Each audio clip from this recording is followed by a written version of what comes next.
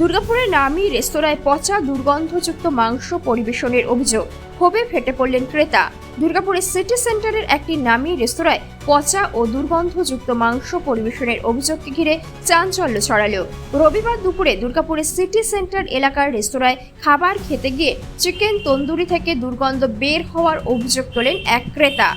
ঘটনাকে কেন্দ্র করে ক্ষোভ প্রকাশ করেন তিনি। খবর পেয়ে ঘটনাস্থলে পৌঁছায় সিটি সেন্টার পুলিশ ফাঁড়ির পুলিশ। জানা গিয়েছে, কলকাতার বেলঘরিয়ার বাসিন্দা রজত ঘোষ রবিবার আসানসোল থেকে কলকাতার উদ্দেশ্যে রওনা দিয়েছিলেন। পথে দুপুরে খাবারের জন্য তিনি দুর্গাপুরের সিটি সেন্টার এলাকার ওই রেস্তোরাঁয় যান। সেখানে তিনি চিকেন তন্দুরি অর্ডার করেন। অভিযোগ, খাবার পরিবেশনের পর চিকেন থেকে পচা ও তীব্র দুর্গন্ধ বের হতে থাকে। বিষয়টি তিনি প্রথমে রেস্তোরাঁর কর্মীদের জানান, তবে প্রথমে কর্মীরা অভিযোগ মানতে নারাজ ছিলেন বলে দাবি রজত বাবুর। এরপর বিষয়টি জানানো হয় সিটি সেন্টার পুলিশ ফাঁড়িতে। খবর পেয়ে ঘটনাস্থলে পৌঁছায় পুলিশ। অন্যদিকে মাংস থেকে দুর্গন্ধ বের হওয়ার বিষয়টি স্বীকার করেছেন রেস্তোরাঁর ম্যানেজার জিসান হোসেন। তিনি জানান, ক্রেতার খাবার পরিবর্তন করে দেওয়ার কথা বলা হয়েছিল। কিভাবে এই ঘটনা ঘটলো তা খতিয়ে দেখা হবে বলেও আশ্বাস দেন তিনি।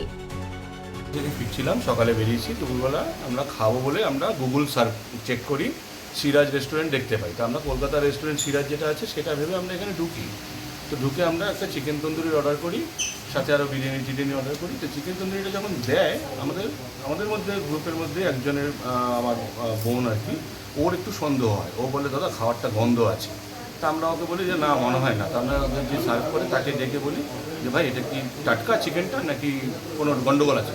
ও তখন আমাদের কনফিডেন্সের সঙ্গে বলে না, একদম ফ্রেশ আছে এটা।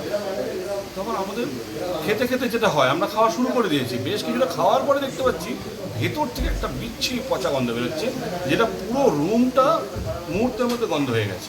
কি অর্ডার করেছিলেন? চিকেন তন্দুরি। তো আমরা সঙ্গে সঙ্গে ডাকি, আমি এসে করে পুলিশকে জানাই। পুলিশ এসে ওনারা ব্যাপারটা দেখে, ওনারাও অ্যাকসেপ্ট করে। তখন এরা সবাই অ্যাকসেপ্ট করছে, আমরা চেঞ্জ করে দিচ্ছি, পয়সা দিতে হবে না। আমরা পয়সার তো পরের কথা, আমরা শরীর খারাপ হলে কি হবে তখন ওনারা বলছে আমাদের রেসপন্সিবিলিটি। আমি বললাম আমি কলকাতা ফিরে যাব, আমি এখানে আর থোড়াই আসবো। ওদের মধ্যে চ্যালেঞ্জিং পুরো খাবারটাই গন্ধ আছে, পচা। 6-7 পিস ছিল, 4-5 পিস পচা। আপনারা পুলিশে কমপ্লেন করেছি, পুলিশ এসে আমাদের গাইড করলেন যে ফুড সেফটি পেপার আসবে।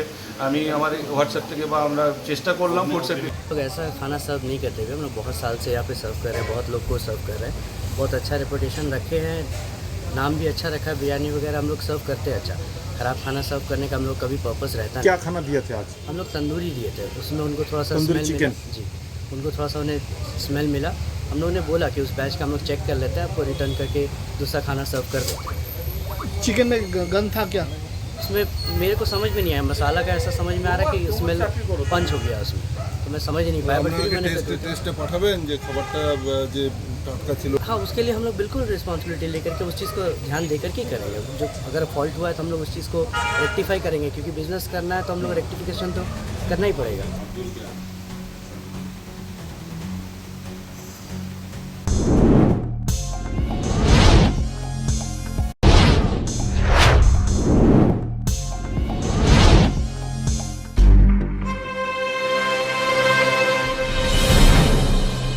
জেলার সমস্যা হোক বা খুশির খবর, শহরের হাহাকার থেকে আপনার ব্যথা, জেলার গর্ব হোক কিংবা জেলার মেধা, গ্রামের অজানা গলি থেকে শহরের ব্যস্ত এলাকা, সব জায়গার খবরের ওপর রয়েছে নিউজ আই 24 ডিজিটালের নজর। News I 24 digital.